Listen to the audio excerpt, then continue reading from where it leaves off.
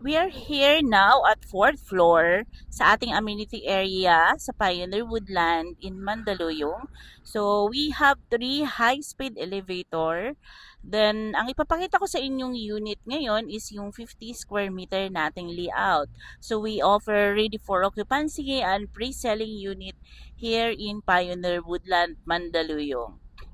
So, yung 50 square meter natin, we have one toilet and bath.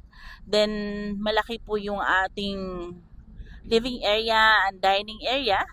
And then, ito po yung ating master bedroom. So, sa ating master bedroom, we have two wide windows, yung turnover natin.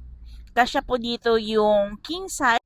Dito tayo ngayon sa ating second bedroom. So, fit po dito yung queen size bed. And then, mayroon na siyang partition for our built-in cabinet. So, as you can see, napaka-wide po ng ating bintana for the living area. And then, nandito na tayo ngayon sa ating toilet and bath. So, dito sa ating toilet and bath, mayroon na siyang partition or built-in para sa ating washing machine. And we offer here in Pioneer Woodland the ready for occupancy. So, for this unit, yung down payment na nire-required natin is nasa 600,000. So, makakalipat na kayo.